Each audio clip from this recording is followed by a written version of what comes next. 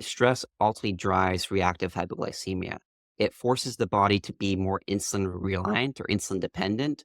And as a result of that, we're overproducing insulin, we're relying on that. And over time, the bottom kind of falls out where we have no stability there. I gotta get myself a little more faith, a little more love. I'm your host, Krista Bigler, and I'm going to guess we have at least one thing in common, that we're both in pursuit of a less stressed life. On this show, I'll be interviewing experts and sharing clinical pearls from my years of practice to support high-performing, health-savvy women in pursuit of abundance and a less stressed life. One of my beliefs is that we always have options for getting the results we want, so let's see what's out there together. Just keep breaking. I gotta get myself a little more faith, a little more love. So we talked about iron. We talked about mostly iron right there. I think we're coming into insulin resistance next. Let's talk about what insulin resistance is and contributors. I think we arrived here by looking at biomarkers around Right. blood sugar. And then we went through some of these unassuming blood markers related to blood sugar. But now coming into insulin. Insulin is a biomarker. So let's talk about insulin resistance in the body and what creates insulin resistance and what it looks like. Yeah, it's a great question. This is a big topic, and I think it can show up for a few clients just a little bit differently. But I like to use this analogy because my dad is like a postal worker. So he works for USPS. And on the holidays, he gets really busy. They'll have lots of packages and mail and gifts and care packages delivered. And so they have to hire temporary workers to take care of everything. I almost compare this situation to like insulin resistance because what insulin resistance at its core is it starts off as overproducing insulin, meaning we are producing a hormone, insulin, that initially helps to lower blood sugar. But as we're overproducing it, the cells don't respond to it as well, meaning like you could have a healthy amount of insulin or even more than enough insulin to work with, but your body isn't responding to it well. And then as a result, your blood sugar rises. And going back to this postal worker example, like these people like my dad deliver mail to individual mailboxes, and you can think of them as being like the insulin in a sense. And then these temporary workers are hired on to deliver more and more of this mail. But eventually we can only fit so much mail in those mailboxes, right? They get full and expanded, and now they have to take some of it back to the postal office. And so that is almost like blood sugar becoming higher. The letters, the care packages, the mail is like those carbohydrates, right? And those individual cells are like the mailboxes that we're delivering them to. So even though we have all these mail, the postal workers to deliver these carbohydrates, it's still not working out. And as a result, that blood sugar ends up rising. And it's not necessarily an insulin issue. More or less, we're relying too much on insulin to regulate our blood sugar. And one researcher that really got me into this was Ray Peat, who we talked about earlier. And one of his quotes I found was just super fascinating around this. He talked about how basically insulin only provides 8% of the blood sugar lowering capacity of the body. And so I found that really fascinating. I don't know if I have necessarily seen research to link that, but speaking from personal and professional experience, there are a lot more things that have to do with lowering blood sugar outside of just insulin in itself.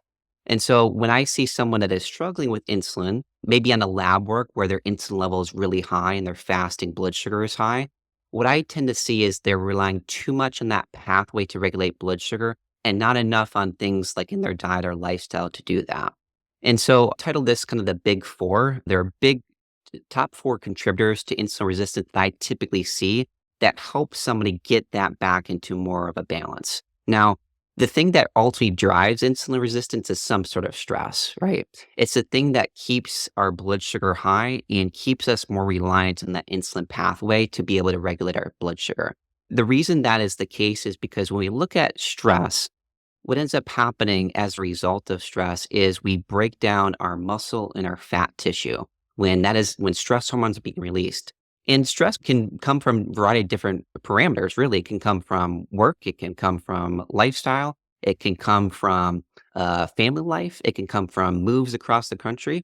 But like we talked about yesterday, it's like the perceived stress. Are we perceiving that to be something that's really taxing, demanding on us, right? And so if we do, and we have accumulation then over years and years, what ends up happening is as a result of stress, it breaks down muscle, breaks down fat tissue, which makes us more insulin resistant. It inhibits the insulin hormone from working correctly. And then it also is a diuretic. And the thing that why this is important is because when we look at something that's diuretic, it makes you pee more frequently, right? And so when something is making you pee more frequently, it's not just water that follows that fluid outside your body, it's the water soluble vitamins and minerals that also do. And so those vitamins and minerals often just happen to be the exact vitamins and minerals that play a huge role in blood sugar regulation. So, potassium, magnesium, sodium, B vitamins, all water soluble. So, it's a huge piece with the stress. And that's why it's one of the first things that I touch on with clients and anybody that I work with, because that's the ultimate break that is placed on somebody that prevents their blood sugar from coming back down and continue to be reliant to insulin to regulate that, which we don't want to do. We want to have multiple places, multiple variables to be able to manage our blood sugar outside of just insulin. And so that's probably the first piece I'll look at. The other pieces, things like sleep, huge contributor as well. When I look at clients that maybe don't get the quality of sleep that they're looking for, or if they don't get the quantity as well, a lot of times their blood sugar will be higher in the morning and then continue on for the rest of the day where they're like chasing that down. So that's a huge piece. I see a lot of folks, I work with a lot of clients that are like have desk jobs and are like in sales or business, so very stressful desk jobs where they're not getting in a ton of movement. They're not getting up from their desk every now and then. And that light movement, especially if you can do it outside where you have access to light and sunlight, it can be one of the most effective things to bring down blood sugar, bar none, that I've seen. If I were to get a high blood sugar, let's just say maybe mine went up into the 200s, I could easily get my blood sugar down to under 100 in like 30 to 45 minutes with a walk, right? It's that significant for some people, like it is for me. So those are the pieces I look at first. A lot of people would say, oh, insulin resistance is just a food thing. But the things that keep it high are often those things beyond just food. You said top 4 contributors to insulin resistance, and I wrote down Yep. stress and sleep. And what were the other 2? Movement and light, and then I didn't get to the last one, which would be food, which I can get into that right now. The food piece is interesting. Like, I get a lot of clients, and I don't know what your experience has been, Krista, but I get a lot of clients that aren't really eating they're eating fairly well, like good quality foods, grass-fed, pasture-raised meats. They've learned some good things around nutrition, so they might be eating, quote, unquote, "healthy" in a sense, but they may not be eating healthy for them. I call it strategic eating in a sense. Mm. And so with strategic eating, I look at it in a sense of tuning your food and tailoring your food to how your body feels. And I call that tuning into your biofeedback. And biofeedback, in my view, is just the signs and the signals that your body's giving you, whether something is working or not.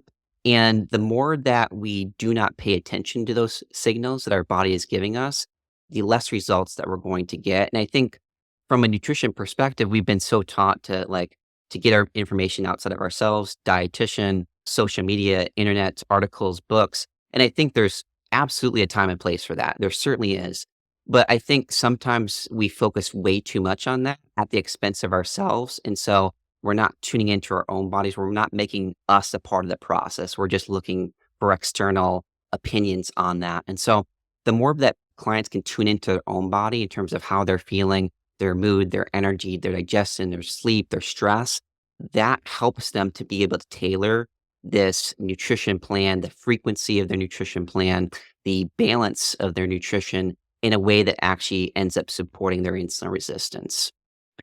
Before we move on from insulin resistance, when people come to you and have concerns about this, probably both sides, they're probably sometimes told they have insulin resistance and that's prompting them to see you, and maybe you're finding it. What Mhm. is it looking like on them, both from a biofeedback perspective and a biomarker perspective? Or what are their numbers looking like?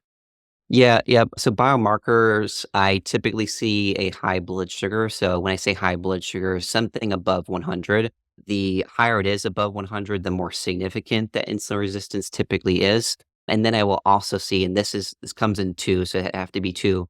Their insulin will also be high, meaning typically above 7. I see a lot of clients with 17, 20, 30, a lot of clients with PCOS history as well. But that suggests that they're relying way too much on the insulin pathway to regulate their sugars when looking at these other variables would be really impactful for them. And how that physically, mentally presents, I see a lot of clients that tend to store weight around their abdomen. I think I talked a little bit about that yesterday, where they might have like really skinny limbs. I see this a lot, really skinny limbs, and then their abdomen or their trunk is like very thick. And I see that quite a bit. I see clients that struggle with fertility often. I see those that, especially after eating like something carb rich, they're feeling like they need a nap, they need a crash, they need something to pick them up in a sense. So I see that quite a bit. I also see when they connect the dots between carbohydrates might be causing their blood sugar to really fluctuate, they become more fearful of that too. So a lot of food fear around consuming carbohydrates, going out to eat, eating socially, which kind of goes into like tracking. So they might be more and more obsessive with tracking, get into CGMs and get really hyper focused on blood sugar, which is more the mental health side of things. But typically I do see it in terms of anxiety, brain fog, and then energy, and then sometimes digestion, where they might bloat more with carbohydrate containing foods as well. Hmm. When you say blood sugar above 100, you mean fasting blood sugar above 100? Yes. Yep. Exactly. Yep. Got it. All right. So you just mentioned CGM a couple times. Yep. Probably some people come to you and they're tracking their blood sugar because they're supposed to, right? With the glucometer, handheld glucometer. But right now, continuous glucose monitors, they look like a couple quarters or something like a sticker stuck to your arm, have become pretty popular. On your note, one time I tried one of these. It was probably 3 to 4 years ago, actually, now. And I remember I had gone on a retreat with some dietitian friends, and I was enjoying all of the foods and eating a lot. And my main takeaway, I was trying to determine, there was a couple things I wanted to determine. I just wanted to see what happened, but I also wanted to see, did stress increase my blood sugar? I remember one morning when my kids were being crazy, I just saw it go up like 10 or 15 points within those 10 minutes. But the main takeaway from my trip, the girlfriend trip to Arizona, was I was eating all the things and I could do that. And no matter what, with the walking, my blood sugar was so awesome with the walking, right? Because that was just such a subsection of that. To emphasize your point already, Right. like the answer to your blood sugar might be a nice walk after lunch. And I were talking yesterday before we jumped online that sometimes the CGM movement can be a pain in your side, especially as people become obsessive. So tell me a little bit about your feelings about your clients tracking. Do you ever have clients that are not diabetic track? And how do you handle tracking in your clients? Yeah. Yeah, it's a really good question. And I always look back at the client because CGM can be a great tool for the right person, but be the worst tool for the wrong person. Yeah. I think it depends on the person. And sometimes we have to evaluate their history. I have some clients that have like maybe an eating disorder history or like a disordered eating sort of history. And so those are the people that maybe more so hyper fixate on things like blood sugar. And for a lot of those folks, I find that it's actually not beneficial unless they can support that relationship that they do have with their blood sugar. And so if they're one to obsess and fixate and hyper focus on blood sugar at the expense of everything else, then I typically will not suggest to track, at least at first. Now, if a person can take their blood sugar with a grain of salt within consideration of all the other things that are part of health, because it's not just blood sugar, it's digestion, it's energy, it's how you sleep, it's how you feel from a mood perspective throughout the day. If they're able to take blood sugar within consideration of that, then it might actually be quite supportive to them. So it ultimately just goes back to the person. Now, the reason why I have sometimes an issue with CGMs is because I think whether it's like the internet, the social media, or maybe some influencers, I don't know who, but I think we've created the expectation that it just should be a straight line, like all throughout the day.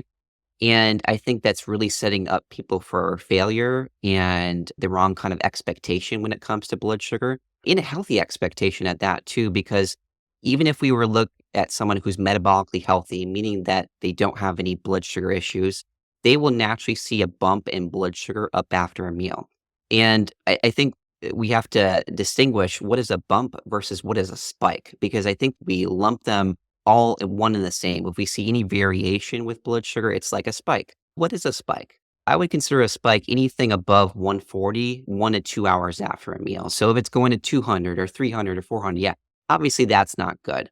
But if we're going to maybe 100, 110, 120, 130 even, that's very natural. And if we look at any health measurement in the body, nothing it stays in a straight line. If we look at blood pressure or heart rate, that's always varying to some extent. And if we look at heart rate, for example, if it was a straight line, we'd all be dead. Like I wouldn't be talking to you on this podcast. So there's a reason why they vary. And if I were to be doing like jumping jacks right now, my blood pressure and heart rate would both go up. Now, if we put that in a vacuum and say blood pressure and heart rate going up, isn't that a risk for cardiovascular disease? If we look at in the context of this situation, it's not because it's serving me. Because if I didn't have blood pressure and my heart rate increase when I'm doing jumping jacks, blood flow and oxygen are not going to get to my tissues and my brain. And if they're not getting there, I'm going to pass out doing jumping jacks. So there's a reason why those increase, and it's important for those to go up. Now, the question now becomes that might be true for blood pressure and heart rate, but what about blood sugar? What could be the benefit of blood sugar rising? There is a really big one. And it's often not talked about enough. So let's just say someone has a bump up. I have a bump up in blood sugar to 120 or 130 after a meal. What happens? There's something in your body known as the liver, which absorbs that extra glucose a sponge would. And I compare your liver to a carb pantry, if you will. So, Chris, I don't know how you grew up, but like in my house growing up, we had all sorts of carbs in this pantry. We had potatoes and rice and cookies and fruit and all the good stuff, right? Your liver is like that. It's a future storage place for carbohydrates. And it is really important that we have that. The reason being is because it helps us to activate hormones like thyroid hormone. Because if we look at thyroid hormone, most of it is not coming out active, meaning it's not usable by the body just yet. And the main site of that activation is actually in the liver. Now, that activation does not occur unless we have carbs in the liver, meaning glycogen. So I almost compare it to if you have a supplement bottle and you have that little seal on top, you need to rip it off to get access to the capsules. That's what's happening to thyroid hormone in the liver. So in essence, we need to have bumps up in blood sugar to be metabolically healthy, especially from a thyroid perspective, because otherwise, if we don't, we're impacting trillions and trillions of cells because every single cell in the body responds to thyroid hormone. And if we don't have enough of that available, or if we're not using it, it's not activated, for many people, that's going to have huge consequences from mental health, like anxiety and depression, physical health, like energy, digestion, and sleep, even lab work like cholesterol and blood pressure and even blood sugar, right? And so it's making us less metabolically healthy if we're not able to store carbohydrates in the liver. Now, here's the kicker. Who are the people with the lowest glycogen levels? Well, it just happens to be those with blood sugar issues and diabetes, right? And so if we're not getting a bump up in blood sugar, or if we're not consuming a healthy level of carbohydrates or finding a way to improve our body's ability to tolerate those, we're setting ourselves up for many health issues in the future. Mm. So important to stop and reflect on this. I love liver stuff, and it's like liver, the home of a lot of things related to blood sugar and a lot of things related to thyroid, which massively affect your energy and how you function and throughout the day. Absolutely. You mentioned numbers. You specifically mentioned that you like the postprandial post-meal glucose to stay around 140 or below. You mentioned insulin levels, which you would test at a lab under Mhm. 10. Yeah. And do you have any feelings about A1C or any other numbers that your clients Yeah. are normally monitoring? Yeah, this is a good question. I didn't mention this just yet, but with the A1C, it's an average of your blood sugar over the course of the last 3 months. And so, depending on the client, this may or may not be the most accurate measurement to use. If a client is, for example, having low blood sugar and high blood sugar, their A1C might show like smack dab in the middle and be perfectly okay. And you might not even capture those low or high blood sugars because their A1C is averaging that out. Now, the measurement that is helpful to take in mind, especially if you're one that has like diabetes type 1 or type 2, is a measurement called time in range. And basically, what it refers to is the amount of time that your blood sugar is spending in your designated target range, right? So if my designated target range is 70 to 100 before a meal and less than 140 after a meal, it's that percentage of how long my blood sugar is staying within that range. And you can calculate that from a CGM. Like I use Dexcom and they generate reports on that. And it's a helpful number to have around, especially if you use something like that. So if someone is having like up and down blood sugars, that's probably one of the most effective ways of measuring because the A1C or a fasting blood sugar check or a glucometer check will not capture the scope of that blood sugar trend. Mhm. I have to go back to insulin resistance. I did a bit of a flashback. You were talking about the picture of abdominal adiposity and skinny limbs. I worked in a Yeah. dialysis unit for 8 years and I saw that constantly there. And the other thing I would see is just people having their insulin increased, their exogenous, their medication insulin increased and increased. And it was like continuous insulin resistance. So that's, I don't know if you have any comments about that, but that's just how Yeah. I saw it handled all the time. And I was like, there's something not okay here, right? Of course, there was many things not Right. okay. But Right. Yeah. A rotation in the renal clinic for, I think, about almost 2 months. And it was really interesting for me to see that too. I saw very similar things as well. A lot of people with diabetes. But yeah, when we think about, there's of course other factors. And some of those renal patients, I think, are, may not understand maybe even what a carb is. And that's okay if you're at that place.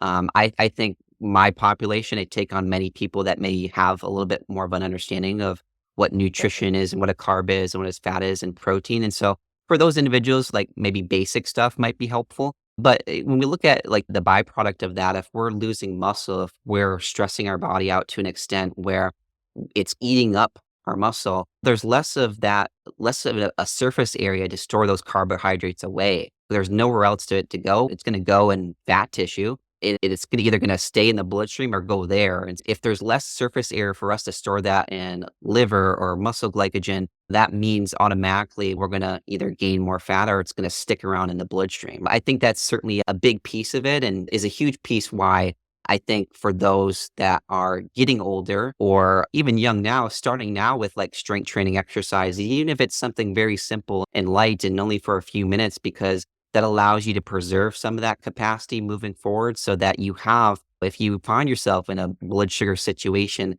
that you have an ability to store some of those carbohydrates away versus some of those have aged quite a bit. They've had the stress of that ongoing blood sugar imbalance. Now they have nowhere else to put that. It just goes in fat or it stays in their bloodstream and they have to rely on insulin, therefore, to regulate things. mhm.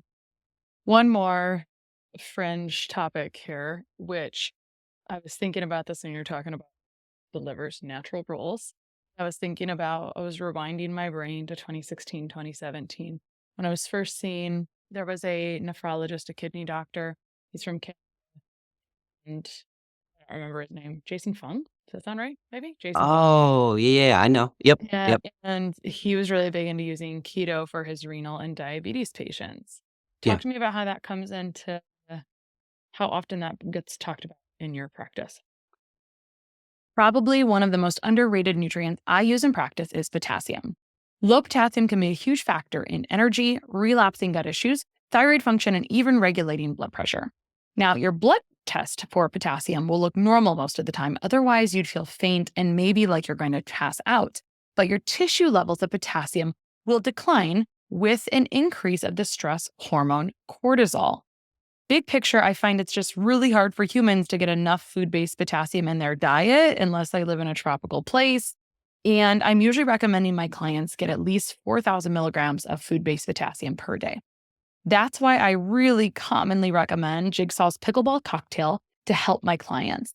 It's one of the only electrolyte products on the market with a hefty dose of potassium at 800 milligrams per scoop, when most electrolyte products only have about 200 milligrams, making it really hard to reach those high doses of food-based potassium I recommend per day. Plus, it's automatically the best choice if my client is dealing with swelling, which can be related to imbalances of sodium and potassium in the tissue. I'm a potassium evangelist, and Jigsaw's pickleball cocktail is one of my most used tools of the trade. You can get a discount on any of Jigsaw's amazing products, including pickleball, at jigsawhealth.com with the code LESSSTRESSED10. That's 3 S's, less stressed 10. Yeah, it's huge. It's huge. I have a lot of clients that have had history of keto or fasting. I want to say he does some fasting maybe too, Jason Yeah, Fung. for sure. Okay. Okay. Yeah, I have either clients that have experimented with that already or asked me questions around that. So it definitely comes up quite a bit. And I would never want to bash somebody for doing something like that. It certainly doesn't align with my way of thinking like long term. But if it allows someone to find like stability with their blood sugar and allows them to feel good, great. That's what we're after at the end of the day is that person to improve their control and improve their metabolic health so that they can feel like themselves and age well. I think the problem sometimes comes into play. I won't say sometimes, a lot of times, because I'm getting clients from this area a lot. Is fasting, in a sense, many times has a lot of benefits at the beginning, right? I see clients with mental clarity and better energy and weight loss and better insulin sensitivity and drop in blood sugar and weight Mhm. loss, like all these things, they're just great. The problem is those, in my experience, tend to flip after the fact, where they flip to the complete opposite, where maybe that person is starving now and is ravenous and has to eat a ton of food to feel satisfied again. Mhm. Maybe they've stalled in weight loss. Maybe they actually gained some weight Mhm. back, right? Maybe their insulin sensitivity is now going the opposite way. Maybe they're seeing a climb up in their blood sugar. I've had clients try keto and been on keto for a long time, and now their blood sugar is slowly starting to rise, right? Because the thing is with these protocols is that over time they're increasing stress in the body, right? Mhm. A lot of clients, when I hear this, they'll say, well, carbohydrates are not essential to the body. There's a difference between essential and optimal because the thing that we maybe don't quite always either understand or fail to recognize is that what the body has to do if it's not getting the nourishment it needs. And if it's not getting carbohydrates, it's going to get it from somewhere. It's Mhm. either going to get it from your diet or it's going to get it from your muscle tissue by breaking it down. And so when that happens over a series of long years or even months for some people, they'll start to notice their hormonal health is off because going back to stress, it impacts insulin, it impacts thyroid hormone, it impacts progesterone, right? So there's so many pieces that I think we don't consider as a result of keto and fasting. And it's all focused in on, okay, what is the outcome that we're getting? Maybe the outcome is weight loss, or maybe the outcome is improvement in A1C or blood sugar. And I think Mhm. it's fine to focus on that, but I think we put blinders on to what are the consequences of not nourishing yourself in a way that's sustainably supportive in the long term. And if we fail to recognize the interconnections that carbohydrates have or with nourishing yourself in a sustainable way, for many people, they might improve their blood sugar or weight or lose weight, but it's going to come with 10 different strings on the end of that. Yeah. I too get people from that realm happily because usually adrenals and thyroid have taken the brunt of that, like you said. Sometimes when there's a lot of let's say there's blood sugar dysregulation, et cetera, they go through a process, like you said, they use up some of that kind of overfed, undernourished resources. And then once they use that up, underneath of that is not a solid foundation. And so I find that if there's something that declines, as you said, stress or adrenal function, going to affect you all of those hormones from the adrenals, which are going to affect everything blood sugar wise, of course. So Right. that's my feelings there. It's pretty cool how it's all interrelated. It's just that keto, like the sales tactics for that, which Yep. whatever, I worked for a fasting program. That's how I'm well aware what this looks like. But the sales tactics there is you can fit it in a sentence pretty easily. It's do Sure. Yeah. this and have all of these benefits, but you Yeah. know, sustainability, right? Right. I think there's also, Absolutely. and I don't know, I don't have strong feelings about this, but I think as humans, we tend to, if we have those addictive personalities, or a little must be, if a little is good, then a lot must be better. And I think there's probably more intelligent ways to go about this with carb cycling, but I think it's missed somewhere. I think there's potentially a lot of education so around that. All right, so we covered Absolutely. insulin resistance, covered some numbers, we covered some CGM stuff and tracking. The one thing we haven't really covered is reactive hypoglycemia. Mhm. Talk about that. Tell us about it. Tell us how people show up to you with that, and then what do you do? Yeah, yeah, reactive hypoglycemia is an interesting thing. I'm getting more and more clients from that area, and I don't know if that's just referrals or just the way that things are progressing, but I'm seeing that a lot more. And reactive hypoglycemia, if you're not quite familiar with it, it's low blood sugar that typically happens a few hours or soon after somebody eats. And they might eat again and it might temporarily fix some things and then their blood sugar comes right back down again. And so they have challenges with keeping their blood sugar up and are riding this like blood sugar roller coaster all day long. And that's what their energy and their mood feels like too. It follows right along with that. And so they're very depleted, very exhausted. I find it can vary from like a minor annoyance where they just have to eat very often and they know that. And then it can vary all the way up to those that can't drive and can't work because they can't think and they're concerned about when that next episode will happen. And if it happens when they're driving, it's going to be very severe to the point where they could, hurt themselves or somebody else. And it can be for a lot of clients like very debilitating and miserable if they are in that situation because they feel like they can't go out. They have to be chained to the kitchen and food and bring food with them everywhere. They don't feel comfortable going out with friends or family or eating at gatherings because they're always in the back of their mind is like, when is that next episode going to happen? And I feel for them. It's a tough one. The thing is with reactive hypoglycemia, it's really interesting. Going back to the insulin conversation, a lot of them are at the beginning stages of insulin resistance. So if we look at a progression, typically it's going to go hypoglycemia slash reactive hypoglycemia, maybe a mix of hypoglycemia and high fastings, insulin resistance, prediabetes, type 2. It varies, the spectrum goes up. For these individuals, if they continue to have low blood sugar, what it will actually cause is a rise in stress and therefore a rise in blood sugar over the course of time that for those lows now become highs, right? So if we can catch this early, it can prevent the progression of diabetes, but it can also stabilize their blood sugar so they can live a normal life again. I love working with these clients because, a lot of times if you get to the root of these, like I've had clients basically be completely stabilized in 3 to 6 months, which is shocking because a lot of these clients come to me and they've been having these lows for 5, 10, 15, like even 30 years. I had a client with 30 years of chronic low blood sugar. And I think that speaks to just a lack of information or lack of direction from what they were getting. And it sounds like too, they had well-meaning resources, but I just don't think that there's quite an understanding on that.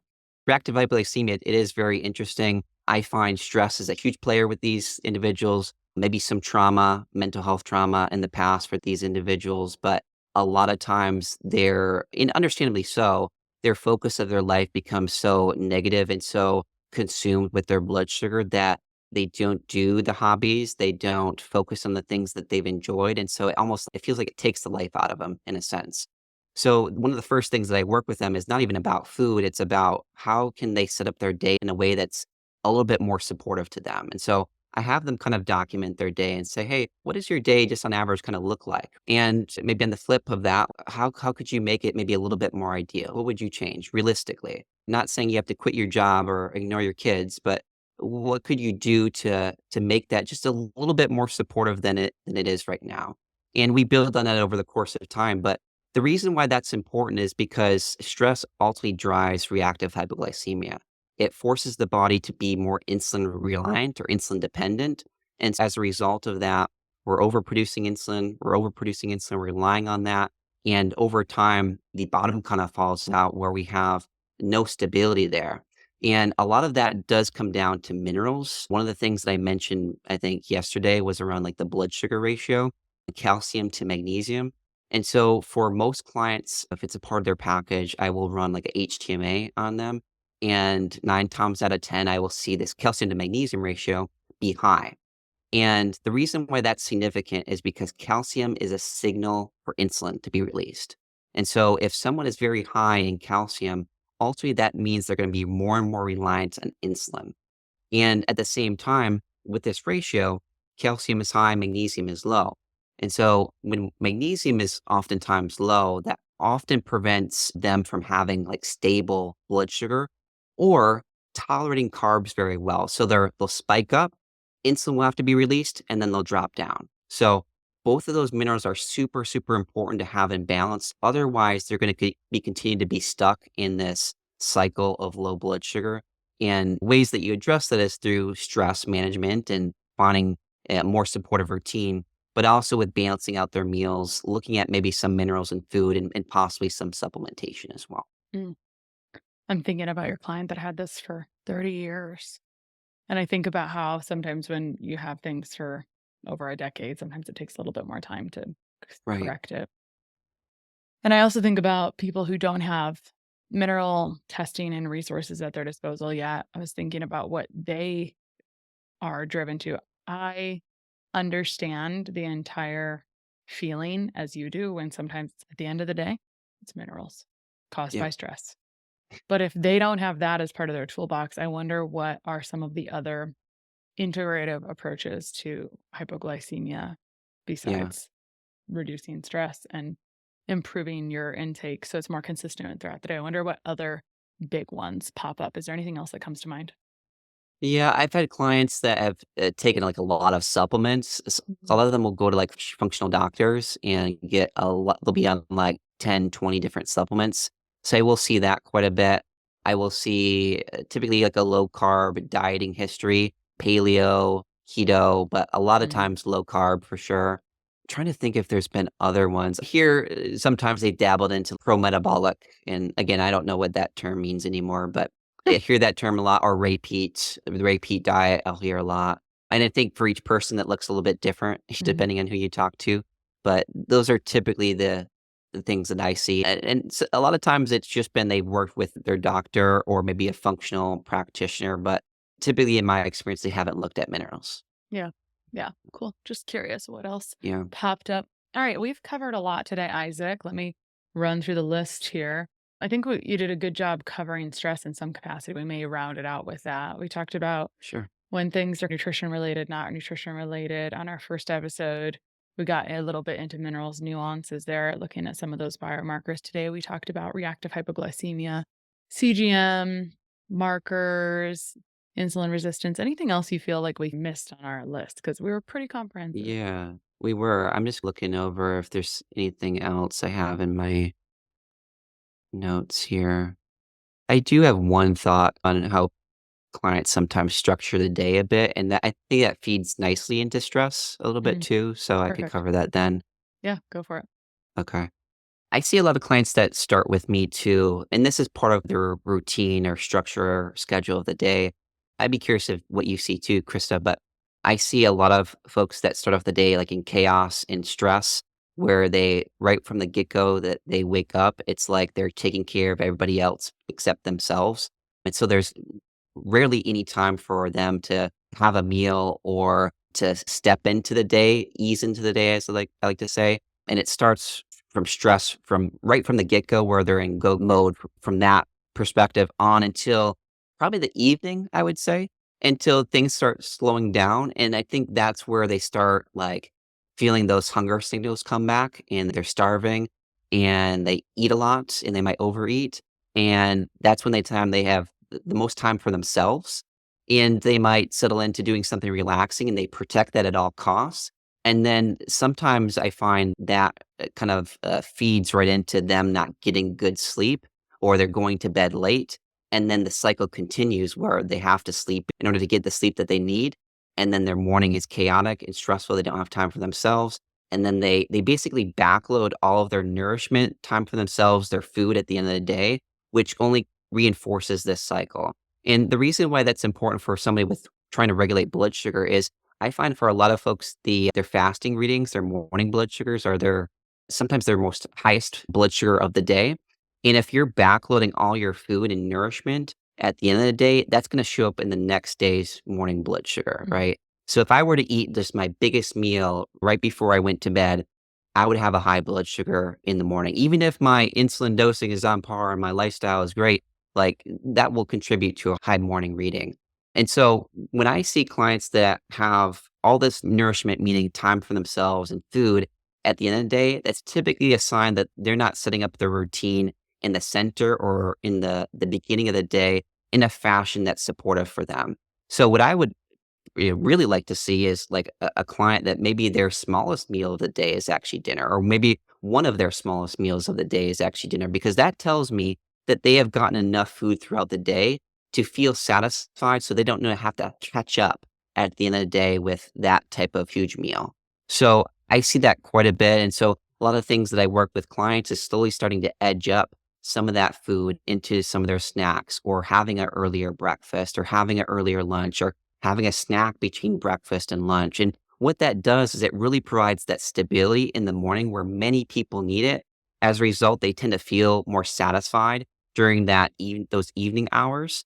And then as a result, their blood sugar looks better the next day and the next day and the next day. So it's a huge piece, not just with blood sugar, but how you feel. Because if you're going on empty during those morning and afternoon hours, and you're only getting food at the end of the day, you're not taking advantage of your nutrition plan as best that you could. And for many people, they're going to have issues in the way that they feel as a result, just because they're lacking that during the times where they need it the most. Yeah, I couldn't agree more. I see that same pattern and I've been that same pattern. So I understand it. And I can say that when you're ravenous, when you haven't eaten enough, you're inhaling your food, right? Right. And you're pretty unconscious of your satiety signals. You're not chewing it up, you're not digesting it. So there's a lot of other things that can then come all from that. I would Yep. say I don't know what you would, I like you say it's waking up being reactive instead of proactive. And then, but you said, hey, it follows you the whole day. It's like everything it's like I don't know, you just push things and then there's a mountain Right. at the end of the day. I don't know. It almost needs a name because it's so common.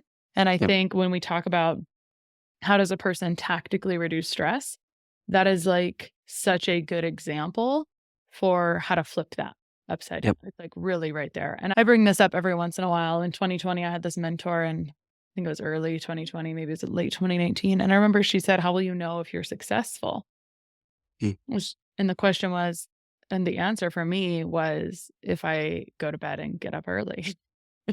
Go to bed early and get up early, because we've all been there. It's Yeah. that revenge bedtime stuff. And that'll happen Yes. especially with, I know, women of young children, or and like we start to build habits and it's better, but then Yeah. you don't, and then you don't feel good. So it's like front load your day with awesome. Basically a great tagline, something like that. I like that. I like that. I like that you said revenge bedtime. Is that what it Revenge was? bedtime is a Yep. term I love that. I for love that. women who like put their kids to bed and then they feel like they didn't get anything for themselves. So then they're going to stay up late with their whoever and watch whatever TV. And then I find, like, with bedtime TV, at least at our bedroom, is I'm not watching Yellowstone before bed. This is Yeah. awful. And I know, fortunately, we don't have to watch that anymore. But I don't need to raise my cortisol. How is this not raising your cortisol? I would like to go to sleep now. So it takes time for that cortisol to come back down. So It does. It does. good stuff. Isaac, I think you have a good pulse on these real things and a real empathy around the stressors that these clients have. So thank you for Yeah. that. Yeah. Thank you. Where can people find you online? Yeah, a lot of my content on Instagram, so you can just find me. My Instagram handle is just my name, Isaac Pohlman. I also have a website that has all sorts of free resources, no matter where your blood sugar is at or what goal you're trying to improve with blood sugar balance. Like we touched on today, I think it can help anybody, no matter if you're trying to just improve your numbers or the way that you feel or hormonal health or lower stress. So I have a few guides that you can download if you'd like to. I do have, if you're wanting to learn about all these topics that I talked about today, a little bit more in depth, I do have a book coming out in the next 1 to 2 months, depending on how quickly my book team can get it out there. And so its title is Have Your Carbs and Eat 'em Too. And it's a person with type 1 diabetes lens, right? But it can certainly benefit those that want better blood sugars, and if they have type 2 diabetes or PCOS or just want to feel their best. It certainly can be something that can be helpful because it's all designed on how to be less reliant on insulin, which can help in a variety of different ways because it supports blood sugar, it supports hormonal health, it supports the way that you feel. Basically, being able to eat carbohydrates while keeping your blood sugar really steady. So that's coming out. It's only going to be about $5. If that's something you want to learn more about, great. And then on my website, I just hired 2 more co-coaches, taking on more and more one-on-one clients. So if it's something, again, you want to learn more about, don't hesitate to reach out. Cool. Thanks so much for coming on today. Yeah, thanks, Krista. Bones, will they just keep breaking?